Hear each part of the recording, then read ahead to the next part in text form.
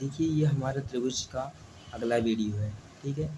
तो आपको अगर हमारा पहला वीडियो अच्छा लगा हो, ठीक है, लाइक कमेंट सब्सक्राइब कर सकते हैं, ठीक है। अब हमारा ये आपको त्रिभुज का दूसरा वीडियो है, तो इसमें हम 4 चीज़ों के बारे में पढ़ेंगे।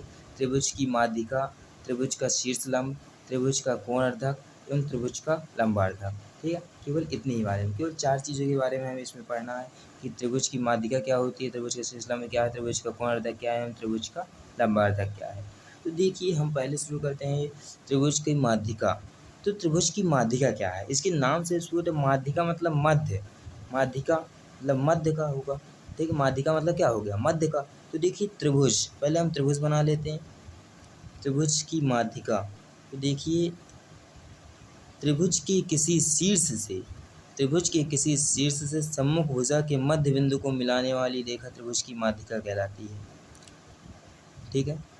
मतलब किसी शीर्ष से, त्रिभुज के किसी शीर्ष से मध्य बिंदु को मिलाने वाली रेखा त्रिभुज की माध्यिका कहलाती है। अगर ये मध्य बिंदु है इसका, तो ये बराबर ये होगा, अर्थात बी डी बराबर सी डी होगा, ठीक है। या हम कह सकते हैं अगर बी डी बराबर सी डी है, तो ठीक है, तो हम क्या लिख सकते हैं, बी सी बराबर टू बी डी, अथवा बी सी बराबर टू सी डी। अब आप कहेंगे ये आपने कैसे लिख दिया, तो देखिए इसमें कुछ नहीं, बस जैसे कि मान लो बी सी है, हम क्या लिखेंगे, बी सी बराबर, बी सी किससे किससे मिलकर बना है, B D plus C D से, बी डी से और सी डी से, तो हम क्या लिख सकते हैं, B D plus C D. अब देखो बी डी और सी डी से मिलकर बना है, तो लेकिन सी डी बी डी के बराबर है, अगर सी डी बी डी के बराबर तो सी डी की जगह बी डी रख दो, बी डी की जगह सी डी, तो मतलब बी डी की जगह हमने सी डी रख दिया, तो बी सी बराबर हो जाएगा C D plus C D two C D, तो यही आ गया। अगर हम सी डी की जगह बी डी रख देते तो भी ए डी आ जाता, तो इसलिए इस प्रकार से हमारा बी डी बराबर सी डी होगा, या बी सी बराबर टू बी डी, या बी सी बराबर टू सी डी, ठीक है। तो ये आपको इतना कॉन्सेप्ट इसका याद रखना है। तो त्रिभुज की माध्यिका क्या होती है, त्रिभुज की किसी एक शीर्ष से, अब मान लो जरूरी नहीं कि आप इसी शीर्ष से खींच रहे हैं, जैसे मान लो कि कोई त्रिभुज इस प्रकार का, जैसे ये कोई त्रिभुज है ए बी सी, ठीक है। त्रिभुज की किसी एक शीर्ष से, मान लो हम इससे खींच रहे हैं, त्रिभुज की किसी एक शीर्ष से सम्मुख भुजा के मध्य बिंदु को, अब सम्मुख भुजा मतलब सामने की भुजा के मध्य बिंदु को मिलाने वाली रेखा, तो इस सामने की भुजा के मध्य बिंदु, मान लो यहाँ इसका मध्य बिंदु है, तो त्रिभुज के किसी एक शीर्ष से सम्मुख भुजा के मध्य बिंदु को मिलाने वाली रेखा त्रिभुज की माध्यिका कहलाती है। तो ये इसकी क्या हो जाएगी, माध्यिका सी डी, ठीक है। तो ये बराबर ए डी बराबर हो जाएगा बी डी के, ठीक है। तो इस प्रकार से हम इसको क्या कहेंगे, ये हमारी त्रिभुज की माध्यिका है। किसी त्रिभुज के शीर्ष से, त्रिभुज के शीर्ष से सम्मुख भुजा के मध्य बिंदु को मिलाने वाली रेखा त्रिभुज की माध्यिका कहलाती है, ठीक है।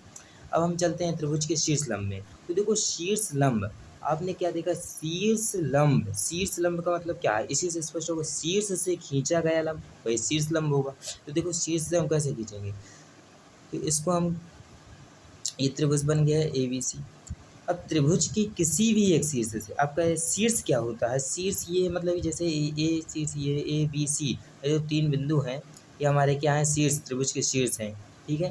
तो देखो अब त्रिभुज के किसी एक शीर्ष से सम्मुख भुजा पर खींचा गया लंब त्रिभुज का शीर्ष लंब कहलाता है। लंब मतलब ये 90 डिग्री कोण बनेगा, ठीक है। तो त्रिभुज के किसी एक शीर्ष से सम्मुख भुजा पर खींचा गया लंब त्रिभुज का शीर्ष लंब कहलाता है। तो हम क्या कहेंगे, इसको देखो कैसे लिखते, जैसे मान लो ए, यहाँ पे हमने एम लिख दिया, तो ए एम परपेंडिकुलर, परपेंडिकुलर ये लंब पढ़ते हैं, ए एम लंब बी सी, या A M perpendicular B C, perpendicular इसे इंग्लिश में पढ़ते हैं, ठीक है। तो ए एम लंब B C, A M B C पर लंब है।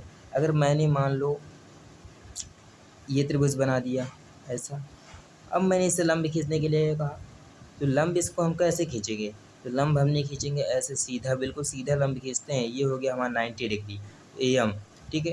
तो इस प्रकार से हमारा लंब, इसमें भी हम लिखेंगे ए एम लंब V C, A M perpendicular V C, ठीक है।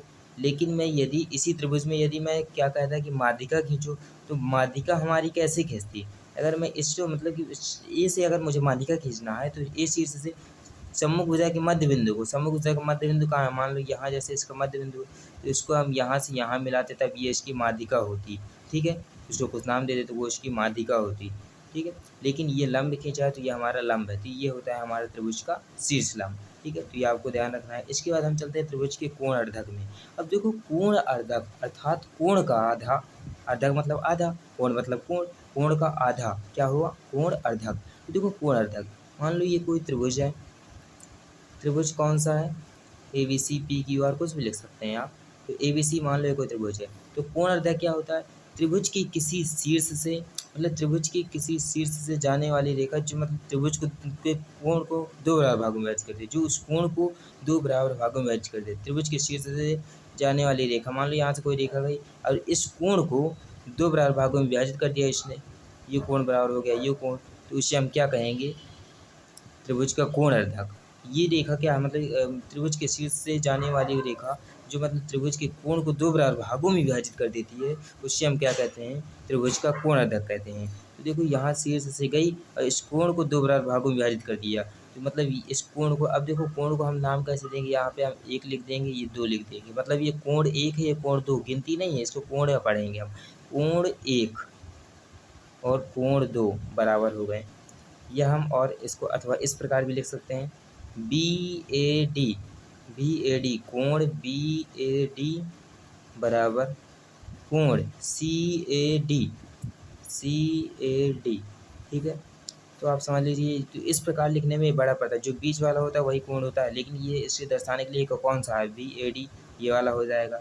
और ये ए, अगर मैं ए बराबर लिखता तो कोई समझ पाता है कि कौन सा किसका लिया गया है। तो देखो बी ए डी इसको दर्शाने के लिए ये वाला कोण है, और सी ए डी ये बीच वाला, सी ए डी ये वाला कोण है, ठीक है। तो इसके लिए हम क्या कर सकते हैं, अगर अब मतलब कि तो आपको दिक्कत न पड़े, इसलिए मैं इनके लिए मतलब बी सी ए डी मतलब बहुत कन्फ्यूजन हो जाता है इसमें, इसलिए हम यहाँ पे आराम से गिनती लिख देते हैं और गिनती में ही आपको समझा डालेंगे पूरा कंसेप्ट। तो देखो गिनती लिखकर भी हम इस सवालों को कर सकते हैं, मतलब लिख देंगे कोण एक कोण दो, तो इसमें से आसान रहेगा समझना आपको, इसीलिए हमने आज से बताया, ठीक है। तो ये आपको पता चल गया, त्रिभुज का कोण अर्धक पता चल गया। इसके बाद हम चलते हैं त्रिभुज के लंबार्धक की तरह। अब देखो यहाँ भी वो स्पष्ट है कि लंबार्धक, लंब धन अर्धक, लंब के क्या मतलब, लंब होना, अर्धक का मतलब आधा, आधा का मतलब क्या है। अब देखो लंबार्धक, तो लंबार्धक का मतलब क्या है, तो ABC किसी त्रिभुज के शीर्ष से सम्मुख भुजा पर खींची गई वह रेखा जो उस भुजा पर लंब भी होती है और उसको दो बराबर भागों में विभाजित भी करती है, उसे त्रिभुज का लंबार्धक कहते हैं। अर्थात AD लंब BC और BD बराबर CD, ठीक है, या BC बराबर 2BD बराबर 2CD, ठीक है, इस प्रकार हम कह सकते हैं। तो देखो मतलब किसी त्रिभुज के शीर्ष से सम्मुख भुजा पर खींची गई वह रेखा जो उस पर भुजा पर लंब भी होती है और उसे दो बराबर भागों में विभाजित भी करती है, उसे हम त्रिभुज का लंबार्धक कहते हैं। मतलब लंब भी हो गई और अर्धक भी हो गई, आधक भी कर दिया उसको, तो उसे हम त्रिभुज का लंबार्धक कहते हैं। तो ये आपको ध्यान रखना है, केवल आपको इसमें कॉन्सेप्ट से ध्यान रखना है कि मतलब जैसे त्रिभुज की माध्यिका कहाँ है, इतना ध्यान रखना है, मध्य बिंदु को मतलब मध्य बिंदु को प्रतिष्ठित करेगी तो माध्यिका हो गई। त्रिभुज का शीर्ष लंब कहेगा तो शीर्ष से जब लंब खींच देंगे तो ये क्या हो जाएगा, शीर्ष लंब हो जाएगा। त्रिभुज के कोण अर्धक कहेंगे तो कोण को दो भागों में आधा आधा विभाजित कर दे रहे हैं, कोण अर्धक हो जाएगा। और त्रिभुज का लंबार्धक कहेंगे तो मतलब कि लंब भी होगा और अर्धक भी होगा, तो हो जाएगा त्रिभुज का लंबार्धक, ठीक है। Thanks for watching.